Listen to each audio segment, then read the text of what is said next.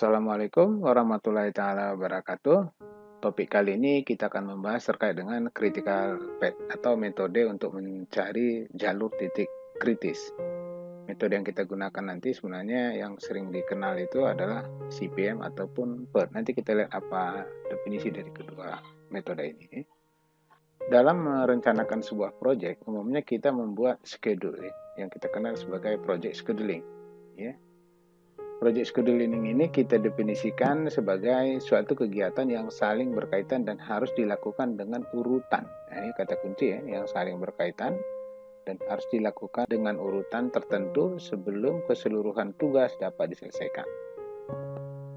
Kegiatan yang saling berkaitan tersebut adalah suatu kegiatan yang sistematis dan logis, dalam arti bahwa beberapa kegiatan tidak dapat dimulai atau terselesaikan tanpa kegiatan sebelumnya telah diselesaikan. Ya, artinya ada tahapan ya. Contoh kasus misalnya kalau kita membangun sebuah gedung, tentunya kita selesaikan dulu kan pondasinya. Tanpa membangun pondasi yang benar ya maka bangunan di atasnya juga nggak bisa dibangun. Jadi itu makna dari ada aktivitas yang mendahului. Ya. Karena umumnya manajer itu ketika merancang sebuah aktivitas maka dia akan merancang mulai dari proses perencanaan sampai pada pengawasan. Untuk perencanaan dan penjadwalan yang terstruktur sampai kepada pengawasan, ya di dalam riset operasi itu kita bisa gunakan metode yang namanya Program Evaluation Review Technique atau dikenal dengan PERT maupun Critical Path Method, ya, atau kita kenal istilahnya CPM. Kedua metode ini sebenarnya bertujuan untuk membantu para manajer dalam hal melakukan perencanaan, penjadwalan maupun pengaturan dari sebuah proyek. Perlu kita ketahui bahwasanya metode PERT dan CPM ya, umumnya berorientasi pada waktu dalam arti bahwa keduanya mengarah pada penentuan sebuah jadwal. Dan kedua proyek ini sebenarnya dikembangkan secara independen dengan orang yang berbeda, tetapi pada prinsipnya memiliki solusi yang sama, ya, yang sama ataupun sangat mirip. Ya. Kita akan melihat 3 tahap dasar yaitu perencanaan, penjadwalan maupun pengendalian. Nah, untuk membuat sebuah ilustrasi bagaimana memahami metode PERT ataupun CPM, ya, Critical Path Method, kita buat sebuah kasus misalnya begini. Ya. Pertama, kita asumsikan bahwa dalam kasus ini waktunya kita ketahui. Nah, ini penting. Ya. Waktunya kita ketahui. Kita asumsikan di situ sebuah perusahaan merencanakan perluasan bisnis dengan pembangunan pusat perbelanjaan. Ya. Proyek ini diharapkan dapat menyediakan tempat atau ruangan sebanyak 8 dari 10 pebisnis baru. Artinya ya membangun sebuah pasar lah gitu ya. Yang dia bangun kira-kira nanti 8 tempat yang direncanakan itu untuk 10 pebisnis yang baru. Nah, seluruh aktivitas yang mendahului bisa dilihat pada tabel. Contoh kasus misalnya, aktivitas A, dia melakukan persiapan gambar. Aktivitas yang mendahulinya tentu nggak ada ya, karena nggak butuh apa-apa gitu. Ya, waktunya katakan asumsinya 5 minggu. Sedangkan untuk mengidentifikasi penyewa baru yang potensial, tidak ada juga ini aktivitas yang mendahulinya, ya. Dia diperkirakan 6 minggu. Sedangkan untuk mengembangkan brosur bagi penyewa, nah tentu kalau untuk membuat brosur, maka yang perlu kita lihat dulu arsitektur gambarnya ya. Karena kalau nggak ada arsitektur gambar kan nggak bisa kita buat brosur. Intinya, untuk membuat brosur maka ada aktivitas yang mendahulunya adalah persiapan gambar, yaitu aktivitas A. Yang ini, oke? Nah, di mana untuk membuat brosur itu butuh waktu sekitar 4 minggu. Begitu juga untuk memilih kontraktor maupun persiapan izin bangunan. Maka baik memilih kontraktor maupun persiapan izin bangunan, maka yang diperlukan adalah tentu ketiga aktivitas ini membutuhkan persiapan gambar dulu gitu ya. Nah, seperti itu. Ini yang disebut aktivitas yang mendahului. Nah, tentu dari sekian kegiatan ini, nah cara membacanya sama ya. Nah, kalau kita baca di salah satu melaksanakan bangunan, nah ini contoh DE ya. Ada aktivitas yang mendahulinya, ada D, ada E. Artinya ketika untuk melaksanakan bangunan, maka yang kita perlukan adalah aktivitas memilih kontraktor dulu dan F itu adalah persiapan izin bangunan. Ya, artinya kontraktor ada, IMB ada, maka bangunan bisa dilaksanakan. Jadi inilah dia aktivitas yang mendahului. Nah, dari semua waktu ini, total waktu yang diperlukan menurut aktivitas ini adalah 51 minggu. Oke. Nah, di sini nanti kita akan mencari ada satu waktu tertentu, ya, kita bisa istirahat tanpa mengganggu schedule yang ada. Malah waktunya lebih pendek gitu. Tapi ada satu waktu tertentu kita tidak bisa meninggalkan schedule itu atau waktu itu atau aktivitas itu. Karena kalau kita undur, maka kegiatan project akan menjadi lebih panjang waktunya. Itulah makna dari critical path method. Oke. Nah, bagaimana cara mencari solusinya? Kita lihat slide berikutnya. Ingat di sini asumsinya diketahui waktu yang pasti, ya. Nah, langkah pertama adalah kita menyusun path. Ya. Path maksudnya begini. Contoh misalnya kita mulai dari start, persiapan gambar itu ke aktivitas A. B-nya itu adalah identifikasi penyewa. Oke, perhatikan cara membuat panahnya. Kita harus lihat membuat panah itu contoh misalnya persiapan arsitektur. Ya, kita perhatikan di sini A, ya. Aktivitas C dia membutuhkan aktivitas terdahulunya adalah A. 3 kegiatan ini, ya. C butuh A, D juga butuh A, dan E butuh aktivitas yang mendahului A. Berarti kita buat panahnya. Jadi E bisa dikerjakan apabila A selesai. D bisa dikerjakan apabila A selesai. C bisa dikerjakan apabila arsitektur selesai. Ini makna penggambaran dalam garis lurus. Nah, ini harus penting, ya. Penting diketahui. Sekali lagi, untuk menghitung path atau menyusun path tidak rumit. Hanya lebih kepada ketelitian dan hitung jumlah tambah kurang saja, ya. Logikanya dibangun gitu, ya. Oke. Nah, jadi kalau kita lihat gambar panah seperti penyewa masuk.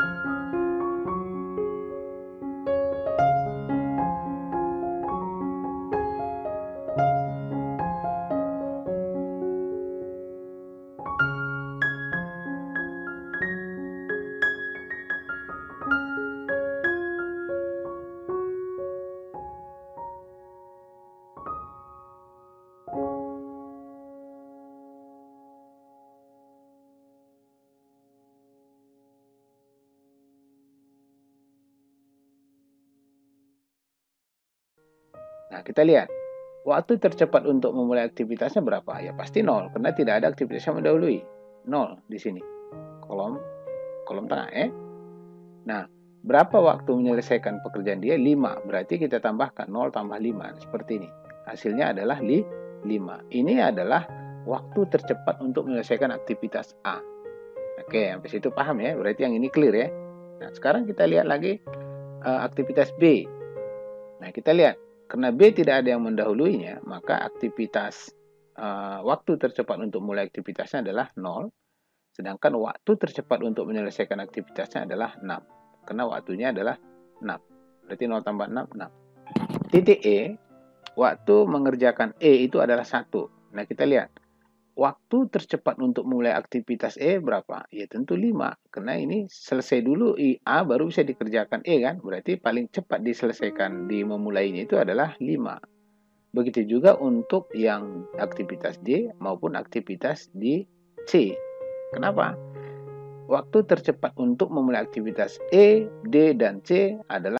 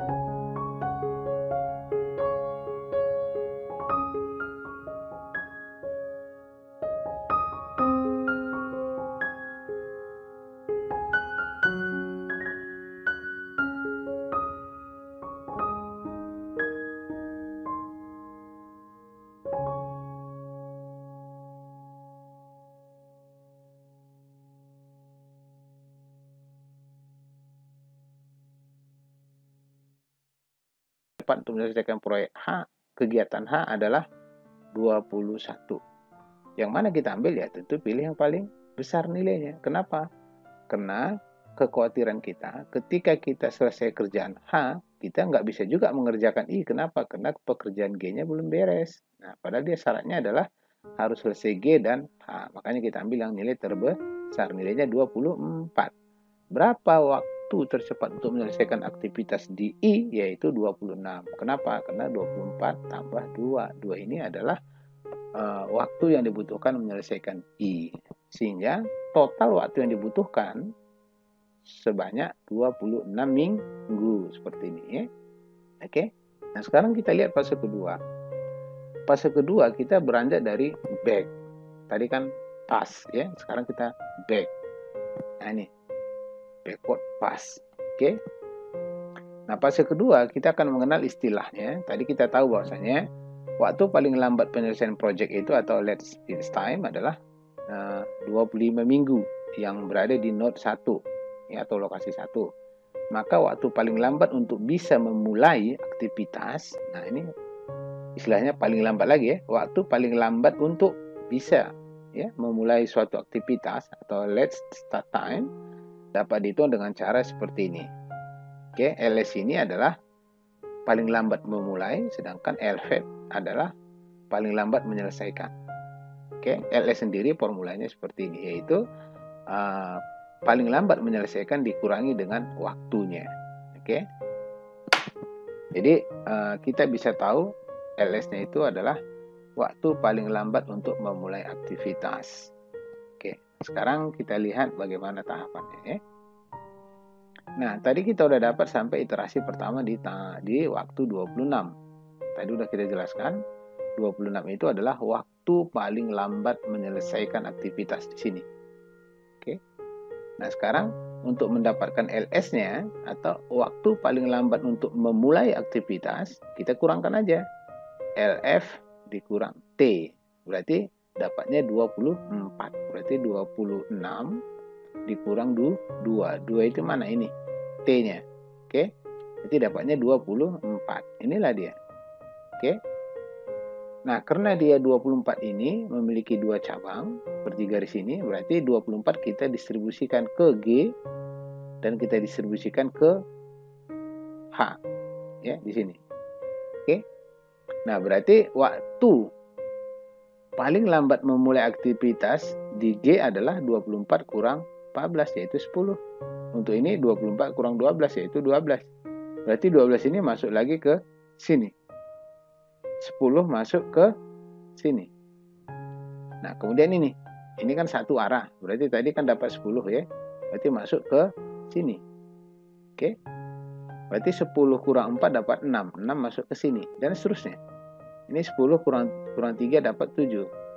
12 kurang 4 dapat 8. Dan seterusnya. Oke.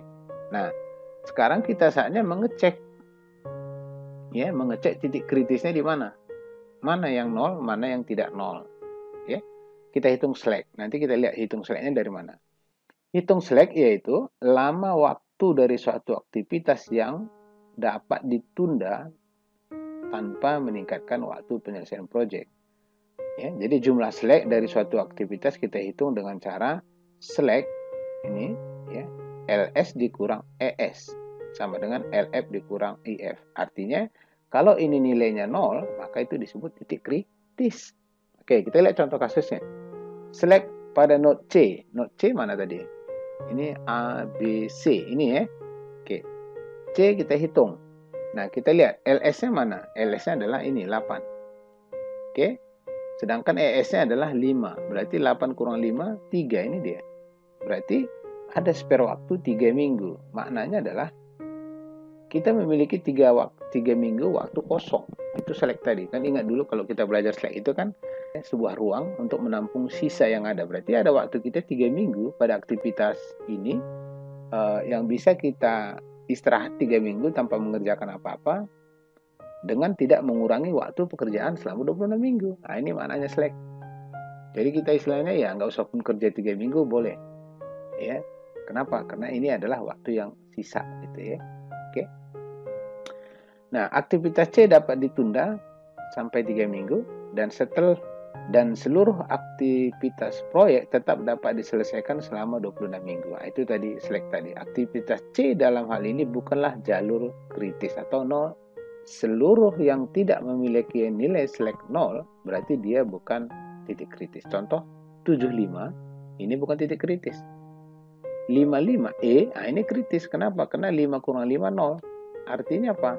Pekerjaan E harus sesuai dengan waktu yang ditentukan. Karena kalau tidak sesuai, maka pekerjaan 26 minggu ini tadi bisa berubah makin besar. Gitu. Makanya disebut sebagai titik kritis. Contohnya ini. Ya. Oke. Nah, berarti titik node E tidak memiliki slack. Artinya bahwa aktivitas E tidak dapat ditunda tanpa meningkatkan waktu penyelesaian seluruh proyek. Nah, itu maknanya ya. Jadi hal yang sama untuk node-node berikutnya, baik A, B, C, D sampai I. Titik E harus mengikuti schedule dan harus dijaga sesuai dengan schedule project. Aktivitas E disebut sebagai critical path atau jalur kritis. Oke, kita rekap. Nah, tadi kita rekap, kita udah dapat mana jalur kritis. Nah, kita buat aja caranya. ES, tinggal kita pindahin aja sebenarnya ini angkanya ya. Jadi kalau kita lihat ES sama LS itu, nah ini berarti ini titik A ya, 0 kurang 0, 0, 5, 5. Ini melis aja sebenarnya, 5, 5. LS-nya kita hitung, LS itu adalah ini ya, slack-nya itu LS dikurang ES. Nah ini. Oke, ini dikurang ini dapat 0, ini dikurang ini dapat 6, 8 kurang 3, 8 kurang 5 dapat 3, 7 kurang 5 dapat 2, 5 kurang 5 dapat 0. 6 kurang 6, 0. Nah ingat, semua yang bernilai 0 itu yang kita sebut titik kritis. Berapa ini? 1, 2, 3, 4, 5. Artinya huruf A, E, F, G, dan I adalah titik kritis. Nah, jadi sekali lagi kita ulang. Semua slack yang bernilai 0 itu disebut titik kritis. Jadi waktu penyelesaian proyek totalnya adalah 26 minggu. Sekali lagi untuk mengisi ini tadi ya, ES, LS, dan EF, LF itu hanya memindahkan ini ke sini gitu ya. Contoh misalnya kita lihat huruf D, aktivitas D misalnya. D itu yang pertama adalah 57 nih. Oke, 57 ini 5, 7, dan 8, 10. Dan seterusnya. Sekarang kita akan bahas bagaimana kalau sebuah aktivitas itu tidak memiliki waktu yang diketahui secara pasti. Ya, kita lihat waktu tidak diketahui secara pasti. Dalam dunia nyata akan lebih sering kita temukan waktu yang tidak pasti. Ya, sementara kalau kita ngurus sesuatu aja di dalam pelayanan publik yang katanya 3 hari, kadang SOP-nya bisa seminggu kan. Nah, jadi ini hal yang penting untuk dicari solusinya. Oke. Jika aktivitas itu tidak diketahui waktunya, maka setidaknya kita bisa menentukan nilai dari beberapa waktu yang kita kenal dengan optimis waktunya, optimis berapa, moderat berapa, pesimisnya berapa gitu ya. Oke, jadi optimis itu waktu aktivitas minimum jika seluruh sesuai dengan kemajuan, atau optimistic time, mostly like time, dan pessimistic time. Jadi kita bangun 3 angka. Ya, contoh misalnya saya berangkat ke Jakarta gitu ya. Nah, itu bisa kita perkirakan, ke Jakarta. Ya, paling saya yakin deh, misalnya sejam 20 menit gitu ya dari Bogor gitu. Tapi secara moderat ya sejam setengah lah gitu kan. Nah, kalau dia pesimis itu ya bisa 3 jam atau 2 jam setengah gitu. Itu maksudnya. Jadi kita mencari 3 skala waktu yang berbeda untuk mencari nanti variannya ya. Nah, bagaimana kita memperkirakan waktunya? Dari 3 waktu yang ada, kita menggunakan formula ini. Ya.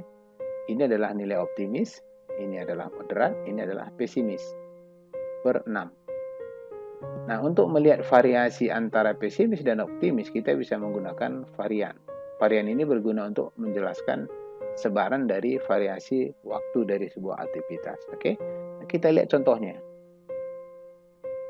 Nah, ini contoh kasus kalau kita lihat.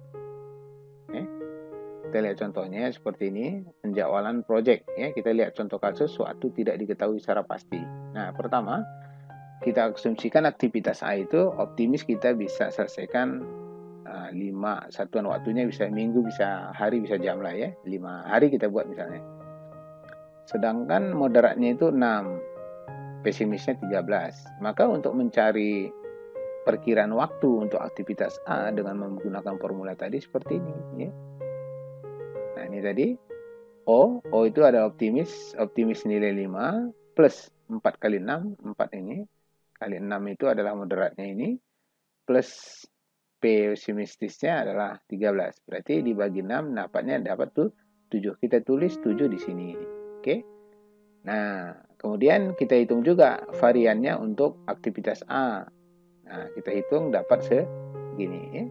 Variannya itu adalah nilai pesimis dikurangi dengan optimis dibagi 6 dikuadratkan. Nilainya dapat 1,778. Oke, dan seterusnya. Kemudian tugas Anda mencari nilai di sini, tentu menggunakan formula ini terus ya. Oke. Nah, pertanyaannya, kalau udah selesai ini apa udah selesai pekerjaannya? Belum. Kita masih mencari nilai satu titik yang ini yang kita gunakan. Artinya ketika kita telah menemukan angka waktunya, ya variasi angkanya seperti ini, kita masukkan lagi ke dalam pad seperti kasus-kasus yang tadi. Ya kita susun padnya lagi, ya. Aktivitas A di mana berapa gitu, ya, sampai ke bagian-bagian ini, ya. Nanti dibuat susunannya seperti itu. Artinya ketika kita udah mengetahui waktunya, maka proses berikutnya sama dengan sebelumnya. Oke, cara menyusun pad yang sesuai. Oke, mudah-mudahan. Ya, wabillahi taufiq wal hidayah. Wassalamualaikum warahmatullahi taala wabarakatuh.